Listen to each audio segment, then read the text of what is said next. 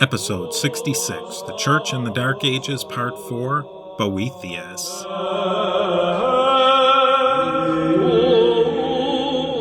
Thank you for listening to the History of the Papacy, an Agora Podcast Network member. Go over to agorapodcastnetwork.com to find more great, thought-provoking, and independent podcasts. You can learn more about the history of the papacy at a2zhistorypage.com. You can connect and like all the social media from there and link to iTunes where you can leave a rating and review. A huge thank you to our latest patrons on patreon.com/papacy. At the Alexandria level, Francine and Sean at the Constantinople level. I really appreciate the support and thank you to everyone out there for listening. I was recently a guest on the Glen and Dean show. It was a very fun show that combines comedy and history. I definitely recommend you give the show a listen. I also need to plug a great series by Zach of the When Diplomacy Fails podcast is putting together. The 5-year anniversary of his great podcast is in May of 2017, and it is going to be unbelievable. Keep your eyes out for more details by subscribing to When Diplomacy Fails. Whenever you try talking about a historical figure, you're always essentially trying to create a narrative for a person's life. That's a difficult task for anyone. People are complicated. You know that as well as I do. But when you try to put someone's life into the format of biography, you have to try and find themes. You also have to contextualize the person's life. Boethius is a tough character to wrap your head around. Boethius lived in a time period right after the fall of the Western Roman Empire. So many things had changed, but also stayed the same. His life was inside that narrow window between the last emperor in the West and the Byzantine conquest of Italy. That was a very unique time period in history. In the next few episodes of the podcast, we'll look at the lives of some of the people who had their feet in the ancient world and the medieval. Today, we are going to talk about one particular scholar. You could even call him a Renaissance man. Boethius could be ranked among the last of the Romans, but also had characteristics of the coming Scholastics and even the Renaissance. So let's talk about Boethius and listen to the end of the episode for a very special announcement. First, let's put Boethius into context. He was born in 480, just a few years after the fall of the Roman Empire in the West, to a very aristocratic family in Rome itself. The family line of Boethius was deep and impressive. There were consuls and even emperors in his family tree. That meant something during the Roman times, and it still meant something during Ostrogothic times in Italy. That is one of the major themes that Boethius' life really opens up. The Goths were firmly running the show in Italy, first under Odoacer and then under Theodoric the Great. These Ostrogothic kings of Italy were not Roman emperors, but they put on many of the trappings of the Romans. They took on Roman titles and basically set themselves up on top of the local Roman administration. That makes sense because the Romans were well educated and had the knowledge of politics, commerce, scholarship, and administration the Goths needed to keep things going. The Ostrogothic overlords were a hybrid culture of sorts. Most of the Ostrogoths by the end of the 400s had been born and raised inside of the Roman Empire as federated tribes, so they lived in their own tribal community. They weren't completely Germanic, and they weren't completely Gothic either. One thing these Germanic groups were not was Trinitarian Catholic Christians. We know they were Christians, but of the subordinationist or shorthand Arian Christian variety. Probably more accurately semi-Arian, but we really don't have to split those hairs today.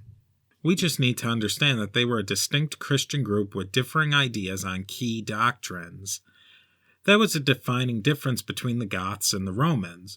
From place to place, the relationship between Trinitarian and Arian was better or worse. In Ostrogothic Italy, it wasn't so bad. We could go on why that was. There were political and practical considerations. There were a lot of Catholic Christians in Italy. An overlord couldn't continually mess with the vast majority of the population and hope to get away with it for very long. Then you have the Eastern Byzantine Roman Empire just next door.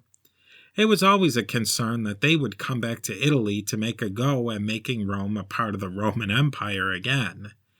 I might add that Italy was the home of several extremely important bishops. Obviously, there was the Pope in Rome, but there was also the Archbishop of Milan and the lesser-known bishops of Aquileia. The bishops of Aquileia would turn into patriarchs and then fade out altogether. All of these bishops and more held a very strong sway among their flocks and just couldn't be ignored. In short, all of these themes can be found in the life of Boethius. Boethius's parents died when he was very young, but he was adopted into another incredibly wealthy and influential household. This gave Boethius access to the very best education available at the time. Boethius received an education that included a great emphasis on the Greek language. Studying Greek was becoming more and more rare as the 400s turned into the 500s and beyond. Scholars debate where exactly he was educated. It was still possible at the time for Boethius to receive a complete and thorough classical education in Rome. Some also think he may have studied in Athens or even in Alexandria in Egypt, but there isn't any real evidence to back that up. By the early 500s, Boethius was in his upper 20s and his career was in full swing. After that, his career just skyrocketed. He had the type of career that was like a fireworks display. It exploded in a huge flash and then fell straight down to earth. Boethius gained new titles and cranked out tractates on just about every subject you could imagine, from theology to music. Don't worry, we'll go into Boethius's bibliography a little later in the episode and in a future episode. He reached the height of his career in the early 520s, gaining the title of consul and master of offices. Even his kids flew up the ranks. Both of his sons became consuls in the same year, which made Boethius incredibly proud as a dad.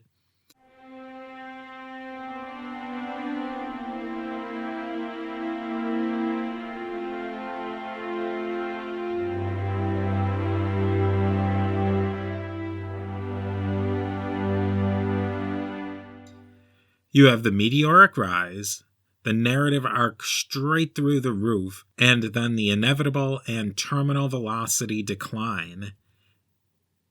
Theodoric had Boethius locked up for nearly 2 years in northern Italy. After 2 years of incarceration, Theodoric had Boethius executed for treason. Whenever I read or hear about Boethius' story, it always reminds me of someone like Dante or Niccolò Machiavelli, scholar politicians of the highest ranking who have a falling out with their patrons and wind up in exile from their former lives and destitute. To console themselves and maybe pass along some last bits of powerful knowledge, they put pen to paper and crank out a great work of literature or philosophy. This is a strong connection between all of these historical characters. As with these others, it is possible that the charges against Boethius were trumped up by Theodoric and his enemies at court. On the other hand, it is just as likely the charges were well-founded and Theodoric was right to suspect Boethius of some sort of treasonous behavior. A very quick sidebar on the political situation of the now fallen Western Roman Empire is worthy for our time right here, so we can get a better grasp of the poor state Boethius found himself in. Theodoric was the king of the Ostrogothic kingdom of Italy. The kingdom of the Ostrogoths was a successor kingdom to the Western Roman Empire in Italy, In the west, the kingdom of the Ostrogoths was surrounded by other Germanic barbarian kingdoms. The Visigoths had a kingdom over in Spain, the Vandals in North Africa. The Franks were setting up shop and making a name for themselves in France, and the Burgundians were players up in that neighborhood as well. In the east, there was the weakened, but still powerful enough, Eastern Roman Byzantine Empire. There was all sorts of politics playing out at the time. A big part of the story that many historians leave out is how important Christianity was to the politics. The Ostrogoths were Arian Christians along with the Visigoths and Vandals. The Burgundians were a mixed bag of Arians and Catholics. The Franks had just come into the Catholic fold under Clovis not too long before this time. The Eastern Romans were now officially Orthodox Catholic, but they had their own set of internal theological differences with the Monophysites, but those didn't really come into play in the West, so we can kind of ignore them, at the moment at least. The popes in Rome were in schism with the Eastern Roman Empire over the Heneticon, which was called the Acacian Schism. This schism went back to 484. The Ostrogoths didn't much involve themselves with the religious practices of the local Romans at this point. The Ostrogoths were more concerned with keeping themselves as a separate military elite. I'm sure it didn't bother the Ostrogoths much that the Roman popes and patriarchs in Constantinople weren't getting along. The Eastern Romans were always a concern because they shared a border and could always play the reclaiming the Western Roman Empire card. Plus, besides the minutiae of the schism, the Western and Eastern Romans were co-religionists. This is where Boethius and his possible treasonous behavior fits in. By this point, it's pretty obvious that Boethius was a big man, and he definitely thought he was a big man. Remember the whole Acacian Schism situation we talked about? The popes in Rome and the patriarchs of Constantinople had excommunicated each other over the Heneticon. We will definitely be getting into that situation a lot more, but in the late 5-teens, 518, 519, the schism was smoothed over, and Boethius had a hand in that deal. He had the tools to cross over with the Eastern Roman Empire. Theodoric did not like Boethius crossing over the aisle, so to speak, and working with the Byzantines. That was the beginning of the end of Boethius's incredible run. Theodoric was more than just a powerful ruler of the Goths. He was working on organizing all of the Germanic kingdoms in the former Western Roman Empire into something approaching unity, not necessarily a unified, back-from-the-dead Roman Empire, but something more than warring barbarian kingdoms. The Eastern Roman Empire did not want to see that happen. Theodoric knew that as much as anyone. Boethius, by all accounts, only was working on mending the religious situation between East and West.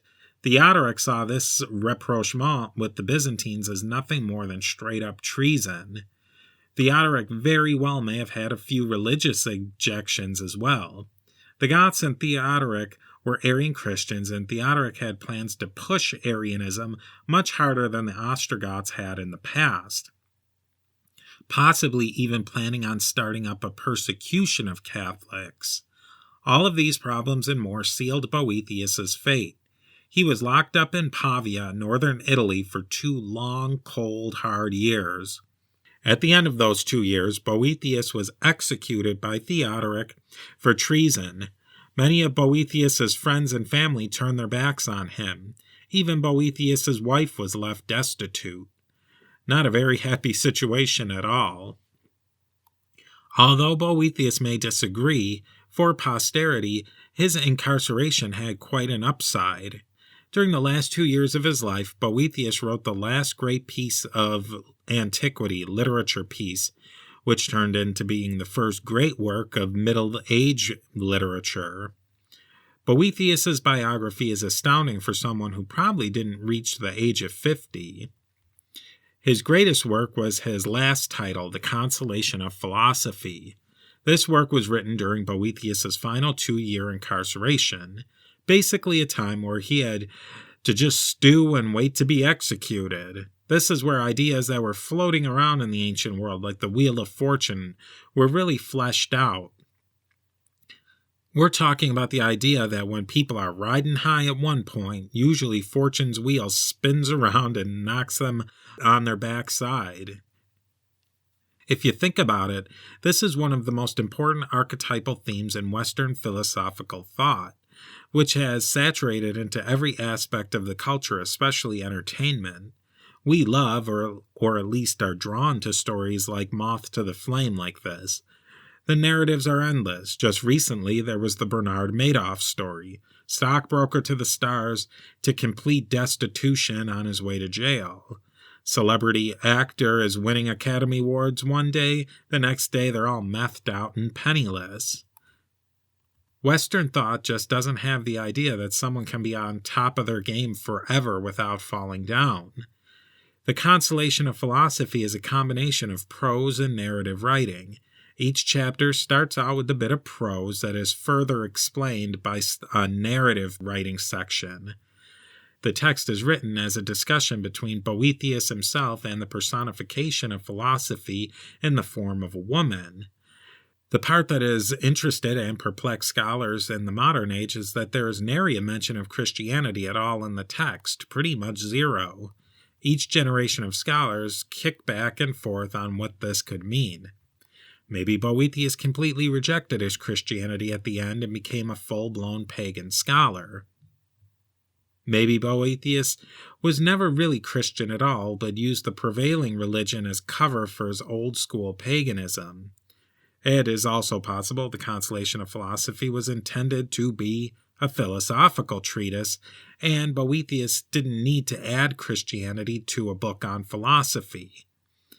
As the academic winds change, the interpretations of Boethius's works change. My gut feeling is, what were Boethius's incentives to ditch the religion he professed and wrote extensively about during his whole career during his final hour? He was incarcerated for following his religion. If anything, that would have stiffened his resolve. Also, one thing to keep in mind is, it was this time in history that paganism gets its name. Paganism comes from the Latin pagano, or paganus, meaning country bumpkin. Christianity was the religion and academic framework of the elites. I don't think it's very likely for an urban scholar and sophisticate like Boethius to embrace a religion that was being associated with uneducated farmers. Maybe you could say he became an educated Platonist, but even that was a holdout of a much older day. After his execution, Boethius was declared a martyr of the church. That may have been a propaganda play, but it sure did work. The Ostrogothic kingdom wasn't long for the stage of history either. Not too long after Boethius's death, Justinian would knock them out of the game. More powerful groups were entering the scene anyways. The Franks and the Lombards were coming down the pike along with the Byzantines. Italian politics were a messy deal, but they were only going to get a lot messier. Now I've sort of punted a lot on the details of Boethius's works. I did that for a very good reason, because in an upcoming episode or two, we're going to have on a bona fide expert in philosophy on the show to discuss Boethius's lifetimes and massive impact on Western philosophical thought. I'm really excited because I think we are going to really dig into this post-fall of the Western Roman Empire world and make sense of where the Church and the popes of Rome fit in. This is a fascinating time in world history, and I'm glad you've come for the ride.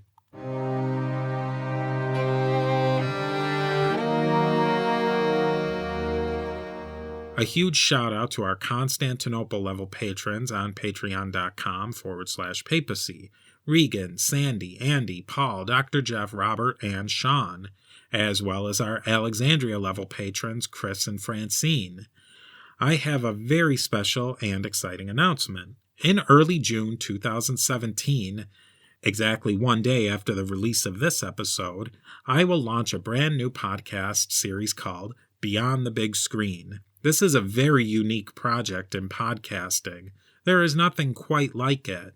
In Beyond the Big Screen, I will interview podcasters, bloggers, scientists, historians, and other experts on the background and context of movies.